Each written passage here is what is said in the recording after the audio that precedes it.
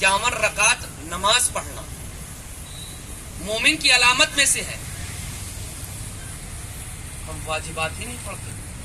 17 रकात, इसका मतलब यह है कि अभी हम मोमिन की हमारे अंदर रमक नहीं पाई। दाहिने हाथ में क्या है? अंगूठी पर 17 रकात नमाज। 51 रकात कैसे होगी? अपने बच्चों के लिए बयान कर दें।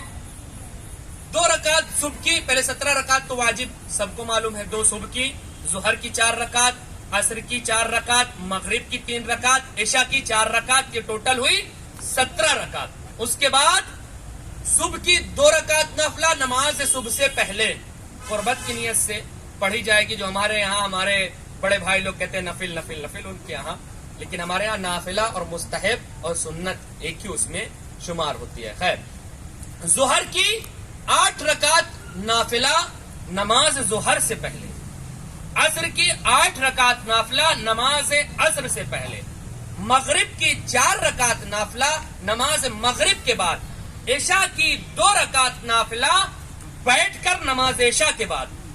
अब कोई अकलमंदी हमारे जैसा नहीं भिड़ाने लगे कि हम अभी ताकतवर हैं, हम अभी कुदरतमंद हैं, चलो खड़े होकर पढ़ते हैं ना, बैठ ही के पढ़ना है। और जो नमाज खड़े होकर पढ़ने के लिए कहा गया उसको हम बैठ के, जब तक हाँ कोई इंसान मजबूर है वो अलग है, वो इस्तिस्नाई मुआरिद है, वो इस्तिस्नाई है, वो अलग किया गया है। मालूम चला हम अच्छे से पढ़ सकते हैं नाफिला सुबह की खड़े होकर, बैठ के पढ़ लो, नाफिला ही तो है ना। वैसे तो मजबूरी के आलम में तो लेट के भी पढ़ सकता है इंसान, लेकिन जो हालत इख्तियारी में है, बेहतरीन है, हट्टा कट्टा जवान है हम लोग जैसा, उसके लिए ऐसा नहीं है कि वो बैठ के जो है पढ़ना शुरू कर दे, लेट के पढ़ना शुरू कर दे, नहीं, वो उसी तरीके से पढ़ेगा नमाज। खैर, ये हुई। उसके बाद 11 रकात नमाज शब। इतनी ताकीद की गई है नमाज शब की कि आयतुल्लाह बहजत अल्लाह मकामहू ने पूरी किताब लिखी है नमाज शब के ऊपर कि क्या क्या फायदे हैं नमाज शब के, नमाज शब के फायदे क्या क्या हैं। और ऐसा नहीं है कि इंसान 11 रकात नमाज शब पढ़ नहीं सकता। आगा ने, यानी जो भी मुक़ल्लिदीन आगा सिस्तानी हुज़ुल्लाह ताला है, वो जो है नमाज इशा के बाद अगर कोई इंसान की आंख नहीं खुल रही है सोने के बाद, तो वो नमाज इशा के बाद पढ़ सकते हैं। लेकिन जिनकी खुल रही है आंख, तो फजीलत का सबसे अच्छा वक्त ये है कि नमाज सुबह से पहले पढ़ा जाए। फिर हमारे यहाँ बच्चे जो है, हम लोग कहते हैं 11 रकात इकट्ठा पढ़ना कैसा है, बड़ा मुश्किल हो जाएगा, बड़ा सख्त मरहला हो जाएगा, कैसे पढ़ा जाए। उसके लिए तरकीब बताई गई है, सब पढ़ सकते हैं, वरने पे आ जाए तो सब कर सकते हैं। मालूम चला कि अभी कहीं जाना है ड्यूटी में, या कोई काम है, कहीं शादी में जाना है, कहीं ब्याह में जाना है, और 4 बजे ऐन 4 बजे गाड़ी हो, सारी रात नींद नहीं आती, 25 मरतबा खुलती है और घड़ी देखा जाता है। उसके बाद 3 बजे के बाद फिर इंसान काम में शुरू हो जाता है, लग जाता है।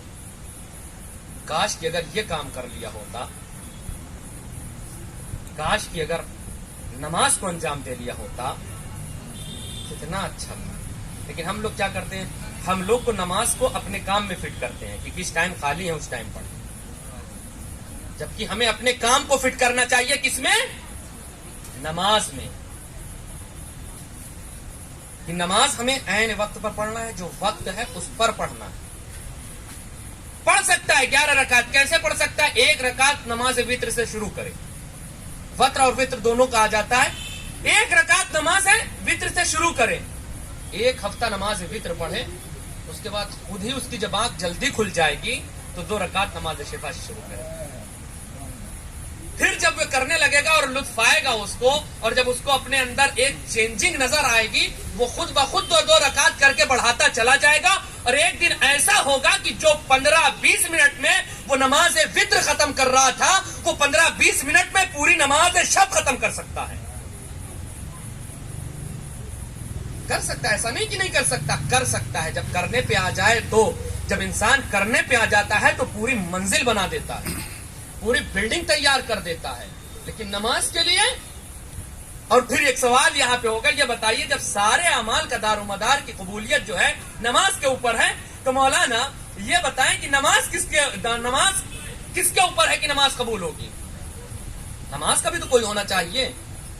आप उठा ले कुरान, जहां जहां भी देखेंगे नमाज का तस्करा आया, वहां वहां अकीमुस्सलात व आतुज़ ज़कात, جہاں جہاں بھی آیا ہے نماز کا تذکرہ وہاں زکات کا تذکرہ آیا ہے. پھر یہاں پہ ایک سوال ہوگا کہ بتائیے ابھی تو ہمارے پاس اتنا غلہ بھی نہیں ہے, 847 کلو گرام ہمارے پاس ہوتا بھی نہیں ہے, کشمش ہمارے پاس نہیں ہوتی, کھجور ہمارے پاس نہیں ہے, یہ ساری چیزیں سونا چاندی کے سکے نہیں ہیں, اونٹ گائے بھیڑ بکریاں نہیں ہیں, یہ کہاں سے ہمارے پاس ہو کہ ہمارے اوپر زکات تو واجب نہیں ہوتی, پھر ہماری نماز.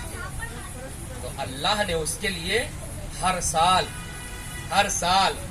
بیان کیا ہے. عزیزم سنیے گا, ہر سال بیان کیا ہے. زکات کی ایک قسم ہے زکات فطرہ. زکات فطرہ, اور یہ کس کو دیا جائے گا؟ غریب کو, غریب بندے کو, مسکین بندے کو, جو محتاج ہے, جس کو حق ہے کہ اس کو دیا جائے. جب پروردگار عالم کہنا یہ چاہتا ہے جب تم ہمارے بندے کا خیال رکھو گے تو ہم تمہارے اعمال کا بھی خیال رکھیں گے. صلوات پڑھنا محمد علی محمد پہ.